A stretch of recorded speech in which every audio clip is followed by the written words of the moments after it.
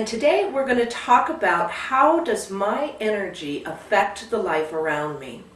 Now, Oprah has a favorite quote, and this quote is from a lady named Jill Bolte Taylor. And Jill is a brain scientist, and she had a stroke which completely shut down the left side of her brain. And during the stroke, when she was recovering in the hospital, she could only interpret life through the right side of her brain. And she said the majority of the nurses that took care of her treated her like an object. They had absolutely no positive energy about them or any care about her. They would just come and into the room and do their jobs and leave. And she said it felt absolutely horrible. And so the quote that Oprah loves, and I love it too, is please take responsibility for how your energy affects this space.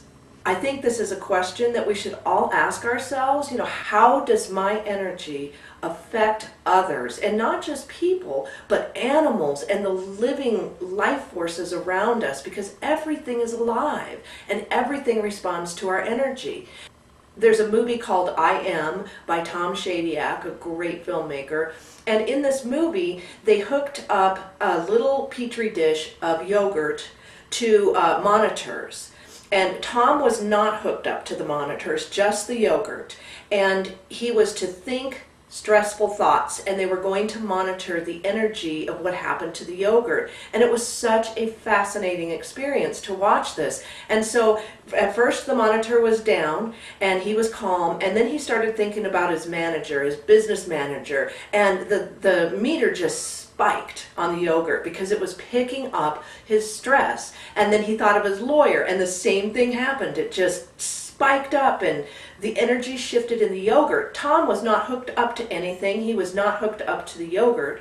And yet that yogurt was responding to his thoughts and his feelings in the environment. So he was literally affecting that environment on a very, very deep level. And this is a reality for us. When we go out into the world, or even having somebody into our homes, we are having a very powerful impact on the beings around us. And so it's really, really an important question. If we want to be conscious beings and we want to contribute positivity and goodness to the universe, we need to know how our energy affects the space around us. Now, I have an example of a couple of different people that I'd like to share with you on the kind of effect that they've had on me, and how I've really, really noticed lately how powerful energy can be coming off of a person. And one of them is a lady that I don't see very often, but every time I have seen her, number one, she is dressed in really, really dumpy clothes, always wears the same thing. It's just dull drab colors. She's in jeans, worn out tennis shoes, and a really frumpy, ugly t-shirt.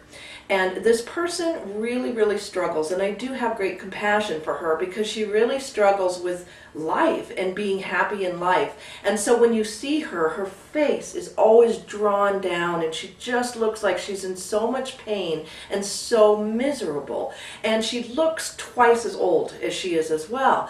And whenever I'm around this person, or they enter a room, you can just feel the energy just sink. It feels really bad inside of me. It feels yuck in my heart, and my stomach sinks. It just feels really bad to be around them.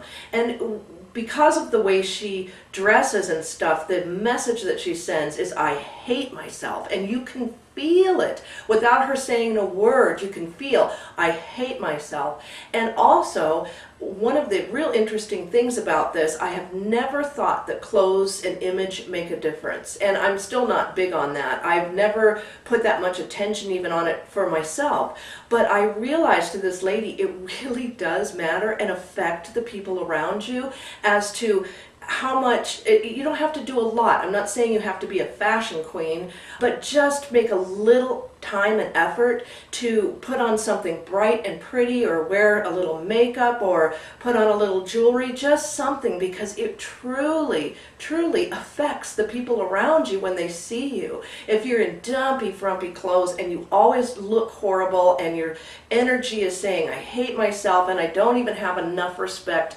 to clean up for you or to dress for this occasion, it can really have an impact. So that was something that was surprising to me, because it was something I had never thought of before. But anyway, so this is the energy of how that person affected me, and I know that she affects others the same way, because I'll see people just go the opposite direction. If they're in a room, it does not feel good. Her energy feels very toxic, like it's polluting the planet. It is not a healthy, good energy to be around. On the other side of the spectrum, there is a woman who is my practitioner who works with me spiritually. And this woman, I don't know if I've ever seen somebody that is just such a light in the world.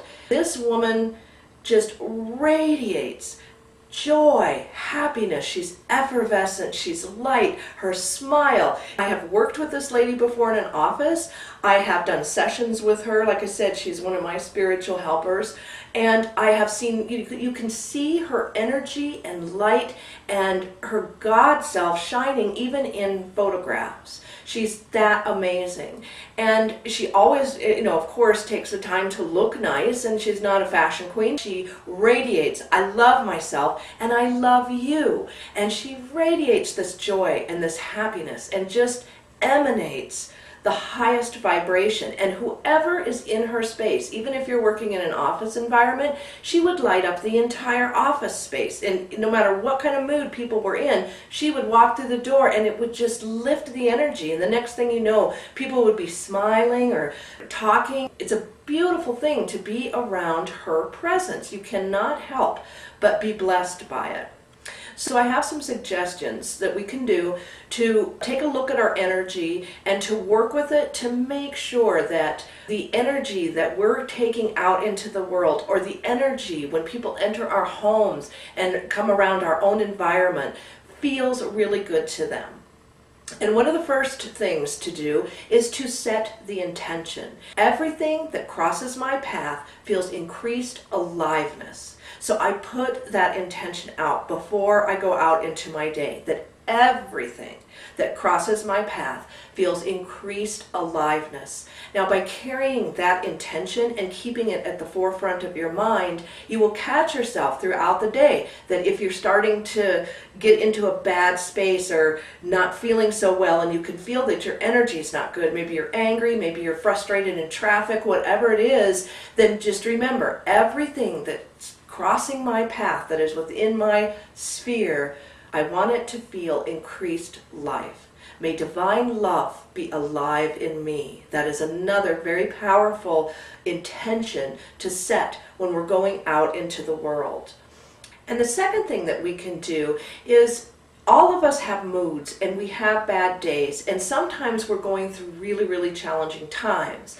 And when this happens, for myself, I don't choose to be around other people if I'm in a really bad state. It doesn't mean that you don't go to friends. If you're, like, let's say you're in a grieving process or something and you need to go to a friend to be with somebody and to talk or cry, that's absolutely fine. I'm not talking about that.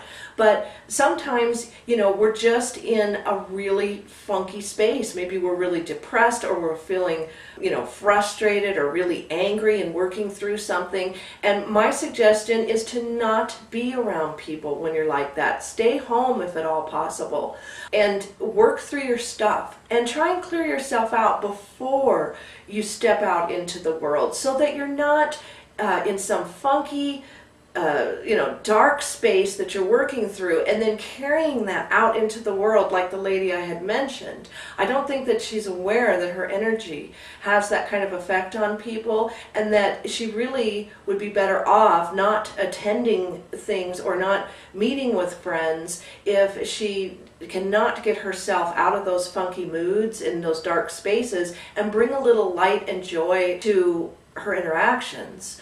So this is something very obvious, but it's something to be aware of.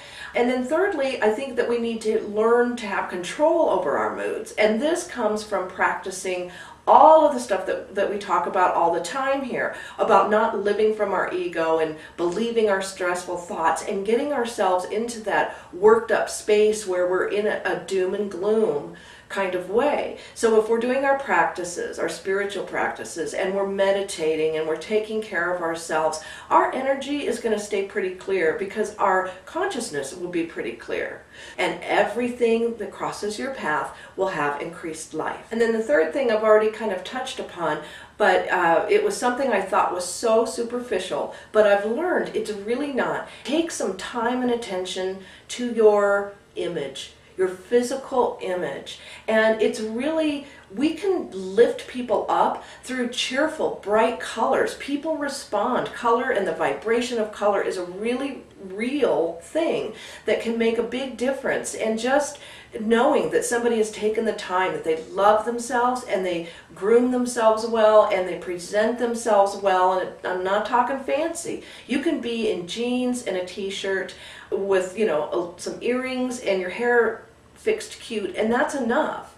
And I'll give you an example of learning this too. I used to go on horseback rides with a horse club, and for some reason with me, whenever I would go out to be with horses, I always dressed really dumpy because I figured, oh, I'm going to get dirty and it's hot out and I'll get messy and that kind of thing. So I wore really baggy jeans and really rumpy t-shirts, just like the lady I mentioned, and I'd stick my hair up in a ponytail and I'd have no makeup on. And as we were going on these rides, I would see these beautiful cowgirls, and I wasn't the cowgirl type, but I'd see beautiful cowgirls out there riding on their horses, and they weren't dressed fancy. They had on their jeans and their riding boots, but they had on a cute top and they had on some earrings and makeup and their hair was cute. And it dawned on me, I don't have to look so frumpy and dumpy just because I'm riding horses. There's no way you can't look beautiful and radiate the joy of being able to ride and radiate my spirit and loving what I'm doing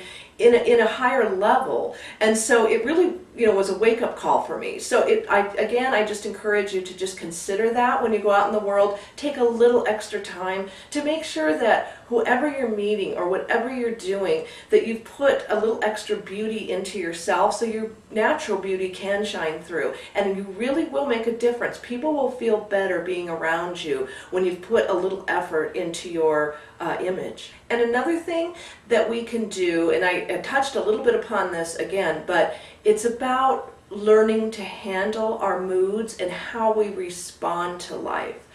And I happen to absolutely love this horse trainer called Buck Brannaman. And I think many of you may also know the dog whisperer, Cesar Millan. And one of the things that I learned from watching these men, and I'm just fascinated at how they work with animals, is how well they are able to keep their center and not react emotionally to what the animal does. Cesar can be around a completely vicious dog that most people would react in fear to, or a really frustrating dog that will not train, and he never loses his temper. And same with Buck. When he works with horses, he never takes out anything on the horses, and he doesn't react. So if a horse tries to attack him, he of course handles the situation, but he doesn't attack back. He doesn't react back. And I think we have so much to learn from these men and women who are doing this amazing work with animals. They have mastered within themselves the ability to not take it personal and to hold the space of love and calmness and to not let their energy change all jittery and react to the things going on around them or what the animal is doing. And I think we all need to practice that. So just be aware that if you are in a situation where you might be around somebody that is in a state of bad energy and putting out bad energy, we can still remain centered, and rather than react, we can just allow it to be, and if we need to respond, we'll be able to do so from a loving, calm, peaceful place. So it's just a matter of really working with our spiritual practice in those situations. It's a great time. If you're around difficult people or even a frightened animal, just remember to change your energy. When you can keep your energy calm, peaceful, and in that state, everything around you will start to respond. And this is what we've learned from the animal trainers, that a horse can be so agitated, and once they work with Buck for a while and his energy remains the same and they keep running up against that same kind of energy, then they shift, then they change, and they respond in kind. And people do the same thing. It works the same way with people. So it's a really good. It allows us to be more gentle, more kind, more compassionate, and more controlled beings. Controlled meaning inner control of what we're putting out into the universe, regardless of the kind of energy that's coming at us. And lastly, another way that is more in our modern times is to make sure that whenever you're out in the world and with somebody, that you are fully present. Because in our day and age, everybody is taking phone calls, they're texting, we've got phones that we could check our emails on, and there is so much of that going around where we'll meet with a person and we're trying to have a conversation, and the next thing you know, they're texting on their phone, or they're taking a phone call in the middle of something. And it conveys a very, very disrespectful and negative message to the person on the other end, to the person that's having to be interrupted while you're taking the phone call. This should be common sense, but I see it all the time. And again, your energy, what it does is puts out bad energy if you're doing that to people. We need to be fully present. If we're truly going to have a beautiful radiating energy, we need to shut off our phones when we're with people, and we need to shut that down. If our lives are going 24/7, our energy is going to be scattered and disruptive, and that's why people cannot sit still and have a full conversation and give somebody the time and the presence of listening to them and sharing with them without having constant interruptions of, I'm so important and I'm so busy, I have to take this call, I have to take that call. It's just a very, to me, a very disrespectful way of treating people, but it's also, it puts off a chaotic and scattered energy that doesn't feel good to be around. And you know, I've even met people where we begin to build a friendship, but it is so difficult to get a hold of them. It takes a week for them to return a phone call, and then once you do, it takes 3 weeks because their schedule is so busy by the time you can see them.